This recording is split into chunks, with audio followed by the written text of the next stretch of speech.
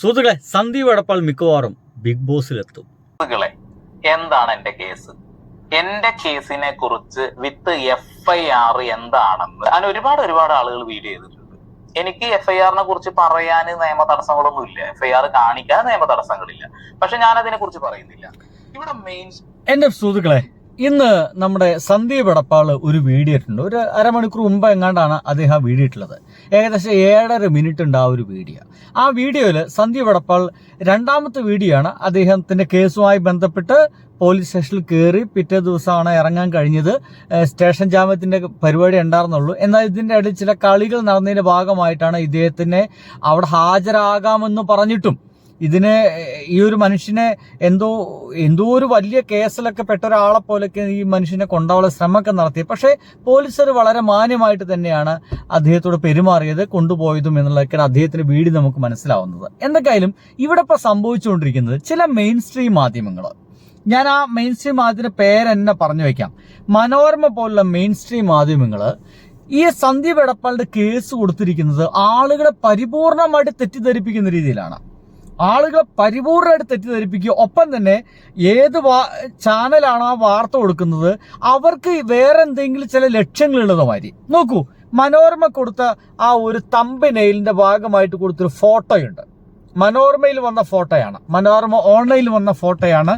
നമ്മുടെ രേണു സുധിയുടെ തന്നെ അവരുടെ തന്നെ അക്കൗണ്ടിൽ അവർ മുടി മുഴുവൻ ഷേവ് ചെയ്ത് കളഞ്ഞിട്ടുണ്ട്. ഈ അസുഖത്തിന്റെ ഭാഗമായിട്ടൊക്കെ കുറെ ഒരുപാട് കൊഴിഞ്ഞു പോയതും മറ്റൊക്കെ ഉണ്ട്. എന്തായാലും അവരങ്ങനെ വീട്ടിലേക്ക് പോകുമ്പോൾ അവരെടുത്തൊരു വീഡിയോയുടെ അതിട്ടിട്ട് തൊട്ടപ്പുറത്ത് സന്ദീപിന്റെ ഫോട്ടോയും. ഇത് കാണുമ്പോൾ സ്വാഭാവികമായിട്ട് നമ്മുടെ നാട്ടിൽ ഉയർന്നു വരുന്ന ഒരു വലിയ കൺസേൺ എന്ന് പറയുന്നത്, മഹാദുഷ്ടൻ, എന്തൊരു കൊള്ളരുതാത്ത ഒരുവനാണ് ഈ സന്ദീപ് എടപ്പാൾ. ആ പാവം രേണു സുധിയെ, ക്യാൻസറൊക്കെ വന്നെടുക്കുന്ന രേണു സുധിയെ അല്ലേ ഇങ്ങനെയൊക്കെ അപമാനിച്ച് എന്ന തരത്തിലുള്ള ഒരു തരം സഹതാപ തരംഗം ഉണ്ടാക്കാനുള്ള ശ്രമമാണോ നടത്തിയത് എന്നുള്ളത് എനിക്ക് തോന്നുന്നു. സന്ദീപ് എടപ്പാളും ആ ഒരു വളരെ കൺഫ്യൂഷൻ ഉണ്ടായിരിക്കും. പക്ഷെ ചില കാര്യങ്ങളൊന്നും സന്ദീപ് എടപ്പാളിന് ഈ ഒരു സമയത്ത് തുറന്നു പറയാൻ സാധിക്കില്ല. കരസംഗതി കോടതിയിൽ കിടക്കുന്ന കേസാണ്, പോലീസിന്റെ കയ്യിലുള്ള കേസാണ്. കാര്യങ്ങളൊന്നും തുറന്നു പറയാൻ പറ്റൂല എന്നുള്ള കാര്യത്തിൽ ഒരു സംശയമില്ല. എന്തൊക്കെയായാലും ഇവിടെ തന്നെ ആദ്യ അറസ്റ്റ് യൂട്യൂബറെ വീട്ടിലെത്തി തൂക്കി കേരള പോലീസ്, വീഡിയോയുമായി രേണു സുധി എന്നുള്ളതാണ്. ഈ മനോരമത്തെ ഏതെങ്കിലും ആളുകൾ ആ ഒരു സന്ദർഭത്തിൽ അവിടെ ഉണ്ടായിരുന്നോ? പോലീസുകാർ വീട്ടിലേക്ക് എത്തുന്നു, രാവിലെ ചായ കുടിക്കുന്ന സമയത്താണ് അവരെത്തുന്നത്. അദ്ദേഹത്തിന് അറിയുന്ന 1-2 കൂടി പോലീസുകാരുടെ അതിലുണ്ടായിരുന്നെന്ന് അറിയുന്നത്. രണ്ടുപേരും വീട്ടിലേക്ക് അവൻ ക്ഷണിച്ചിരുത്തുന്നു. അവരായിട്ട് വളരെയധികം സൗഹൃദത്തിലാണ് പോലീസുകാർ ഇടപെട്ടെന്ന് പറയുന്നു. കേരള പോലീസ് അങ്ങനെയാണ്. നമ്മൾ ഈ വാർത്തയിലൊക്കെ കേൾക്കുന്ന കേട്ട് കഴിഞ്ഞാൽ സന്ദീപിനെ തൂക്കി എന്നൊക്കെ പറയുമ്പോൾ കോളറും പിടിച്ചുകൊണ്ടായിട്ട് പോലീസ് ജീപ്പിലേക്ക് 4 തല്ലും തല്ലിയിട്ട് അങ്ങോട്ട് കയറ്റിയിട്ട മാതിരിയൊക്കെയാണ് ഇവിടെ ആളുകളൊക്കെ ധരിച്ചു വെച്ചിരിക്കുന്നത്. ഞങ്ങളുടെ നാട്ടുകാരൊക്കെ സന്ദീപ് എടപ്പാൾ എന്ന് പറഞ്ഞു കഴിഞ്ഞാൽ ഞാൻ ഒരു കാര്യം പച്ചക്കാണ് പറഞ്ഞുതരാം. സന്ദീപ് എടപ്പാൾ നാട്ടിൽ നടക്കുന്ന വിഷയങ്ങൾക്കെതിരെ ശക്തമായിട്ട് പോരാടുന്ന ഒരു മനുഷ്യനാണ്. ഒരുപക്ഷെ ഞാൻ പോലും എൻ്റെ വീഡിയോ വഴി അങ്ങനെ ഒന്നും ഇടപെട്ടിട്ടില്ല. ഒരുപക്ഷെ എൻ്റെ തൊട്ട് മുമ്പിൽ അങ്ങനത്തെ ഒരു വിഷയം സഡനായിട്ട് കാണുന്നുണ്ടായിരിക്കാം. കണ്ടു കഴിഞ്ഞാൽ ഒരുപക്ഷെ ഞാനും അങ്ങനെയൊക്കെ പ്രതികരിച്ചിരിക്കാം. അദ്ദേഹത്തിൻ്റെ വീടിൻ്റെ തൊട്ട് മുമ്പിൽ ഒരു പാടമാണ്. ആ പാടം നികത്തുന്നുണ്ട് ചില ആളുകൾ, ചില വ്യക്തികൾ പാടം നികത്തുന്നു, എന്നിട്ട് അത് മുറിച്ച് കഷ്ണങ്ങളായിട്ട് വലിയ വിലയ്ക്ക് വിൽക്കുന്നു എന്നീ പറയുന്ന ഒരു കലാപരിപാടി നടക്കുന്നുണ്ട്. പാടം നികത്താൻ പാടില്ല എന്ന് പറയുന്ന നിയമങ്ങളൊക്കെ നിലനിൽക്കെ തന്നെയാണ് ഇത്തരം കാര്യങ്ങളൊക്കെ നടക്കുന്നത്. അങ്ങനെ പാടം നികത്തിയതിന്റെ ഭാഗമായിട്ട് സന്ദീപ് എടപ്പാളിന്റെ വീട്ടിലേക്ക് അടക്കം ഒരു സമയത്ത് വെള്ളം കയറിയിട്ടുണ്ടായിരുന്നു. അവൻ അതിനെക്കുറിച്ച് വീഡിയോ ഇട്ട് ഒരുപക്ഷെ അവന്റെ പ്രൊഫൈൽ നോക്കിക്കഴിഞ്ഞാൽ നിങ്ങൾക്ക് കാണാൻ സാധിക്കും. ഫേസ്ബുക്കിലോ അല്ലെങ്കിൽ ഇൻസ്റ്റാഗ്രാമിലോ യൂട്യൂബിലോ നോക്കിക്കഴിഞ്ഞാൽ ആ ലൈവ് വീഡിയോ അദ്ദേഹം ഇട്ടത് കാണാൻ സാധിക്കും. ഇങ്ങനെ പാടം നികത്തിയതിന്റെ ഭാഗമായിട്ട് വെള്ളം കയറിയിട്ട് ഒരു അപകടാവസ്ഥയിലേക്ക് അവിടെയുള്ള വീടുകളൊക്കെ മാറുന്നത്. ഒരാൾ പോലും അതിനെപ്പറ്റി ശബ്ദിക്കാനില്ലാത്ത സമയത്താണ് വൃത്തിയായിട്ട് ഇദ്ദേഹം ശബ്ദിച്ചത്. ഇനി കഴിഞ്ഞ സമയത്ത് പഞ്ചായത്ത് ഇലക്ഷൻ സമയത്ത് നോക്കൂ, ഒരു വലിയ ബോർഡ്, അതൊരു ഫ്ലെക്സ് ബോർഡ് ഒരു പ്രത്യേക സ്ഥലത്ത് വെച്ചതിന്റെ ഭാഗമായിട്ട് പ്രതികരിച്ചു. അന്ന് വലിയ ഭീഷണിയൊക്കെ ഉണ്ടായി. എന്തോന്ന് ഭീഷണി? നട്ടുള്ളവന് ഓലപ്പാമ്പ് കാണിച്ചിട്ട് സന്ധ്യ ഇടയ്ക്ക് പറയുന്ന പോലെ ഓലപ്പാമ്പ് കാണിച്ച് പേടിപ്പിക്കേണ്ട ആവശ്യമൊന്നുമില്ലല്ലോ. എന്തായാലും അതിൽ നിന്ന് പേടിക്കുന്ന ഒരാളെന്നല്ല സംഗതി. എന്തായാലും അവസാനം അതൊക്കെ എടുത്ത് മാറ്റേണ്ട ഗതികേട് വന്നു. ഇങ്ങനെ ശക്തമായിട്ട് പോരാടുന്ന ഒരാളായതുകൊണ്ട് തന്നെ സന്ദീപ് എടപ്പാൾ അറസ്റ്റിലായി എന്ന് പറഞ്ഞപ്പോൾ അങ്ങനെ സന്തോഷിച്ച കുറെ ആൾക്കാരുണ്ട്. മണ്ണ് മാഫിയക്കാരും പലരൊക്കെ ഇതിന് ഭയങ്കര സന്തോഷിച്ചിരുന്നു. പക്ഷേ ആ സന്തോഷം കുറച്ച് മണിക്കൂറുകൾ മാത്രമേ ഉണ്ടാകുന്നുള്ളൂ.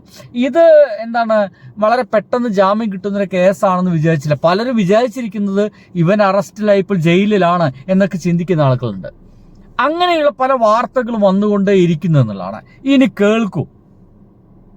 കാരണം മനുഷ്യത്വം എന്നുള്ള ഒരു സംഭവം നമ്മുടെ മനസ്സിനകത്ത് ഉണ്ടെങ്കിൽ ഒരിക്കൽ ചെയ്യില്ല എന്നുള്ളതാണ്. പിന്നെ എന്തുകൊണ്ടാണ് പല ഇന്റർവ്യൂകളും താങ്കൾ റിയാക്ട് ചെയ്തത് എന്നുള്ള ഒരു ചോദ്യം. സന്ദീപ് എടപ്പാളിനോട് ഇപ്പോ കറങ്ങിക്കൊണ്ടിരിക്കുന്ന സംഗതി എന്താന്ന് വെച്ച് കഴിഞ്ഞാല്, ഇവന് ഒരിട്ടും മനുഷ്യത്വപരമല്ലാതെ ചില ആളുകളെ ഗംഭീരമായിട്ട് വിമർശിക്കുന്നു എന്നുള്ളതാണ് സന്ദീപ് എടപ്പാളിന് ഇപ്പൊ പറഞ്ഞുകൊണ്ടിരിക്കുന്ന ഒരു ആരോപണം. അതും ഏറ്റവും എന്താന്ന് വെച്ചാൽ മതസ്പർദ്ധ പരത്തുന്ന രീതിയിൽ അദ്ദേഹം സംസാരിച്ചു എന്നുള്ള അല്ല. നോക്കൂ, അദ്ദേഹത്തിന്റെ ഉറ്റ സുഹൃത്തുക്കൾ എന്നൊക്കെ പറയുന്ന ആൾക്കാരൊക്കെ ഒരുപക്ഷെ നമുക്ക് ചുറ്റും അദ്ദേഹത്തിന് ചുറ്റുമുള്ള ആൾ മുസ്ലിങ്ങളാണ്, മുസ്ലിം സമുദായത്തിലുള്ള ആൾക്കാരാണ്. ഒരു കാലഘട്ടത്തിൽ മുസ്ലിങ്ങളൊപ്പം മാത്രം നടക്കുന്നുണ്ട്. നമ്മൾക്ക് അങ്ങനെ മുസ്ലിങ്ങളൊപ്പം നടക്കുന്നത് ഹിന്ദുവിന്റെ ഒപ്പം നടക്കുക അങ്ങനെയില്ല. നമ്മുടെ ചുറ്റും കാണുന്ന സുഹൃത്തുക്കളൊക്കെ നമ്മുടെ സുഹൃത്തുക്കളാ അല്ലേ? അങ്ങനെ നടക്കുന്നുകൊണ്ട് തന്നെ ഇവനെന്തോ സുഡാപ്പിയാണോ എന്ന ചോദ്യം പോലും ഒരു കാലഘട്ടത്തിൽ ഇവനോട് ചോദിച്ചിട്ടുണ്ട്. ഇവ എന്തുകൊണ്ടാണ് അങ്ങനത്തെ ഒരു ചോദ്യം വരുന്നത്? എൻ്റെ സുഹൃത്തുക്കൾ മുഴുവൻ മുസ്ലിങ്ങളാണല്ലോ. ഒന്ന് ആലോചിച്ച് നോക്കി. ഹിന്ദുവായിട്ടുള്ള സന്ദീപിന്റെ സുഹൃത്തുക്കൾ മുഴുവൻ മുസ്ലിങ്ങളായതുകൊണ്ട് സുഡാപ്പിയാണോ എന്ന് ചോദിച്ച സംഘപരിവാർ ടീമുകളൊക്കെ ഈ പരിസര പ്രദേശത്തുണ്ട് എന്നുള്ളതാണ്. കഴിഞ്ഞിട്ടില്ല. ഇവൻ ഒരു നോമ്പെടുത്തിട്ടുണ്ട്. ഒരിക്കൽ നോമ്പെടുക്കുന്ന ആളാണ്. ഹെൽത്ത് വളരെ ഗംഭീരമായിട്ട് നോക്കുന്ന ആളാണ്. മലപ്പുറം ജിംനേഷ്യത്തിന് മിസ്റ്റർ മലപ്പുറം, അതിന്റെ പേര് കിട്ടില്ല, ഇങ്ങനെയൊക്കെ പിടിച്ചപ്പോൾ കിട്ടിയുള്ളൂ. മിസ്റ്റർ മലപ്പുറം അടിച്ചത് എങ്ങനെയാണ്? മിസ്റ്റർ കേരളം അടിച്ചിട്ടുണ്ടോ എനിക്ക് സംശയമുണ്ട്. അങ്ങനെ ഹെൽത്ത് വളരെ വൃത്തിയായിട്ട് നോക്കുന്ന ആളാണ്. അപ്പോൾ അതിൻ്റെയൊക്കെ ഭാഗമായിട്ട് നോമ്പൊക്കെ നോറ്റിട്ടുണ്ട്. എന്താ പ്രശ്നം? നോമ്പ് വെച്ചിട്ട് എന്താണ് പ്രശ്നമുള്ളത്? ഇത് അങ്ങനത്തെ ഒരു നാടല്ലെന്നേ. അങ്ങനെയുള്ള ഈ സന്ദീപിനെയാണ് മതസ്പർദ്ധ വളർത്തുന്നതിൽ സംസാരിച്ചു എന്ന തരത്തിലുള്ള ചില വാർത്തകൾ ഇപ്പോൾ സോഷ്യൽ മീഡിയയിൽ പല മെയിൻ സ്ട്രീം മാധ്യമങ്ങളും കൊടുക്കുന്നത്. അത് എവിടെ നിന്നാണ് വരുന്നത്, ഏത് കുരിശിൽ നിന്നാണ് സംഗതിയൊക്കെ വരുന്നതെന്നൊക്കെ ചില ആളുകൾക്കൊക്കെ നല്ല വ്യക്തമായിട്ടുണ്ട്. ഞാനിങ്ങനെ പറയുമ്പോൾ തന്നെ കാര്യങ്ങളൊക്കെ വ്യക്തമായിരിക്കും. കുളമാക്കണ്ടെന്ന് ചോദിച്ചാൽ ഞാൻ ആയിരിക്കും കടക്കുന്നില്ല. കേക്ക് ഉണ്ടല്ലോ താങ്കളിൽ എന്നാണല്ലോ ചോദ്യം. എന്റെ വീഡിയോയില് കൃത്യമായിട്ട് മറ്റുള്ള ആളുകൾ ചെയ്യുന്നതിനേക്കാൾ കിച്ചുവിനെ സപ്പോർട്ട് ചെയ്തുകൊണ്ടാണ് ഞാൻ വീഡിയോ ചെയ്തിട്ടുള്ളത്. വളർന്നു വരുന്ന പയ്യനാണ്. അവനിപ്പോ ഒരു ബിസിനസ്സും കാര്യങ്ങളായിട്ട് മുന്നോട്ട് പോകുന്നുണ്ട്. അവനെ ചേർത്ത് വെക്കേണ്ടത് എന്റെ കടമയാണ്. ഞാനത് ചെയ്യുക തന്നെ ചെയ്യുന്നുള്ളത്. യെസ്. ഇനി രേണുസുതിയുമായി ബന്ധപ്പെട്ടിട്ട് എന്റെ പൊന്നു സുഹൃത്തുക്കളെ, രേണുസുതിയുമായി ബന്ധപ്പെട്ടിട്ട് സന്ദീപ് ചെയ്ത വീഡിയോയില് സോഷ്യൽ മീഡിയയിൽ ആരെങ്കിലും സോഷ്യൽ മീഡിയ ലൈഫായിട്ട് മറ്റും കൊണ്ടുപോകുന്നുണ്ടെങ്കിൽ വിമർശനങ്ങളൊക്കെ പതിവാണ്. അതെന്തായാലും ഉണ്ടാവും. ഒരു വിമർശനം ഏൽക്കാതെയാണ് ഞാനൊക്കെ മുന്നോട്ട് പോകാൻ ശ്രമിക്കുന്നതെങ്കിൽ അത് നടക്കണ കാര്യമില്ലെന്നേ. എന്നാൽ ഇതേ രേണുസുതിക്ക് വേണ്ടിയിട്ട് അമ്പലത്തിൽ പോയി പ്രാർത്ഥിച്ച മനുഷ്യൻ കൂടിയാണ്. അങ്ങനത്തെ വീഡിയോ അവൻ ഇട്ടിട്ടുണ്ട്. ഞാൻ രേണുസുതിക്ക് വേണ്ടിയിട്ട് അമ്പലത്തിൽ പോയി പ്രാർത്ഥിച്ചിട്ടാണ് ഞാൻ ഈ വരുന്നത് എന്ന് പറഞ്ഞിട്ട് വീഡിയോ ഇട്ടിട്ടുണ്ട്. അപ്പോൾ ഇവൻ ടാർഗറ്റ് ചെയ്തത് ചില ആൾക്കാരെയാണ്. ആ ആൾക്കാരെ ടാർഗറ്റ് ചെയ്യാൻ കൃത്യമായിട്ടുള്ള കാരണങ്ങളുണ്ട്. ആ വ്യക്തിയുടെ ഏതോ ഒരു പ്രസ്തുത വ്യക്തിയുടെ ആ പ്രസ്തുത വ്യക്തിയുടെ ബന്ധുക്കൾ തന്നെ കൊടുത്ത ചില ഇൻഫർമേഷൻസിന്റെ ഭാഗമായിട്ടാണ് കാര്യങ്ങളൊക്കെ പോകുന്നത്. സത്യം പറഞ്ഞാൽ ആ വ്യക്തിയും ഈ വ്യക്തിയും തമ്മിൽ യാതൊരു ബന്ധവുമില്ല. അത് ആ വ്യക്തിക്കും അറിയാം. ആ വ്യക്തി പലപ്പോഴായിട്ട് അത് പറയുന്നുണ്ട്. എന്നിട്ടും എന്താണ് ഇവിടെ കളി നടന്നത് എന്നുള്ളതാണ് സംശയം. ശരിയാണോ തെറ്റാണോ എന്നുള്ളത്, ഒരു പ്രസ്തുത വ്യക്തിയുടെ അവസ്ഥയെ എന്താ ചൂഷണം ചെയ്തു എന്നൊക്കെയാണ് പല ആളുകളും പറയുന്നത്. ഒരു പ്രസ്തുത വ്യക്തിയുടെയും അവസ്ഥയെ ചൂഷണം ചെയ്തിട്ടില്ല.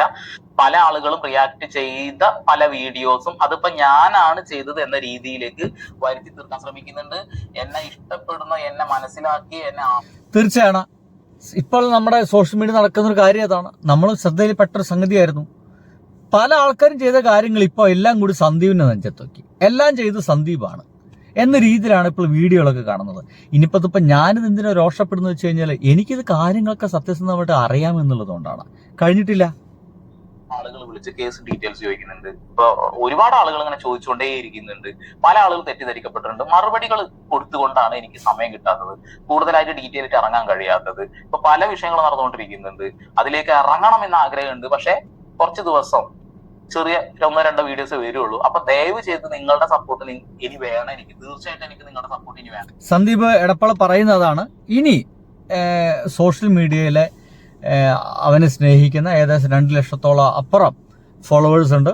എന്തായാലും ഇത് എനിക്ക് രസകരമായി തോന്നിയത്, സന്ദീപ് എടപ്പാൾ എന്ന് പറയുന്ന വ്യക്തിക്ക് എന്തെങ്കിലും പ്രശ്നമുണ്ടെങ്കിൽ, അല്ലെങ്കിൽ അവൻ്റെ വീഡിയോസിന് എന്തെങ്കിലും പ്രശ്നമുണ്ടെങ്കിൽ, അവൻ പറയുന്ന കാര്യങ്ങൾ എന്തെങ്കിലും സത്യസന്ധമല്ലാത്തതുണ്ടെങ്കിൽ തീർച്ചയായിട്ടും ഇപ്പോൾ നമ്മുടെ പേളി മാണിക്ക് സംഭവിച്ച പോലെയൊക്കെ ഫോളോവേഴ്സ് കുറേ വേണ്ടത്. പക്ഷെ എൻ്റെ പൊന്നു സുഹൃത്തുക്കളെ, സന്ദീപ് എടപ്പാളിന് ഫോളോവേഴ്സ് കൂടി വരികയാണ്. ഈ കേസ് വന്നതിന് ശേഷം സത്യസന്ധം അവൻ്റെ വീഡിയോയുടെ താഴത്തിലെ കമൻ്റ് എടുത്തു വെച്ച് കഴിഞ്ഞാൽ, ഞങ്ങൾ വീഡിയോ പ്രതീക്ഷിച്ചിരിക്കുകയായിരുന്നു, സത്യങ്ങൾ പുറത്തു വരട്ടെ എന്ന രീതിയിലാണ് കാര്യങ്ങളൊക്കെ സംസാരിക്കുന്നത്. എന്തായാലും സംഗതി ഇപ്പോൾ കേസിലും സംഗതിയിലൊക്കെയാണ്. ഇങ്ങനത്തുള്ള കുറേ ഫേക്ക് ന്യൂസുകളൊക്കെ ഇപ്പോൾ ഇങ്ങനെ പടച്ചു വിട്ടുകൊണ്ടിരിക്കുന്നുണ്ട്. ആള് വളരെ വൃത്തിയായിട്ട് വീട്ടിൽ കുത്തിരിക്കുന്നുണ്ട്. ഇനി 30-ാം തീയതിയാണ് വീണ്ടും ഹാജരാകേണ്ടത്. ആ ഹാജരാകേണ്ട ദിവസം എന്തായാലും തീർച്ചയായിട്ടും നേരിട്ട് ഒരു പക്ഷേ ഈ വിവരങ്ങളൊക്കെ പറയാൻ പറ്റുന്ന രീതിയിൽ സന്ദീപ് എടപ്പാൾ ആ ഒരു പ്രദേശത്തുണ്ടായിരിക്കും. അവിടേക്ക് ഓൺലൈൻ മീഡിയാസിന് മുഴുവൻ വന്നു കഴിഞ്ഞാൽ, ഇപ്പോൾ മെയിൻ സ്ട്രീം മീഡിയാസിന് വന്നു കഴിഞ്ഞാൽ കാര്യങ്ങളൊക്കെ മനസ്സിലാക്കാൻ സാധിക്കും. എനിക്കൊരു സംശയം കൂടി ഇങ്ങനെ കേട്ടിരുന്നു, അത് ഞാൻ കൂടി പങ്കുവയ്ക്കുന്നു. മിക്കവാറും ബിഗ് ബോസിലേക്ക് സന്ദീപ് എടപ്പാൾ എത്താൻ സാധ്യതയുണ്ട്. ബൈ.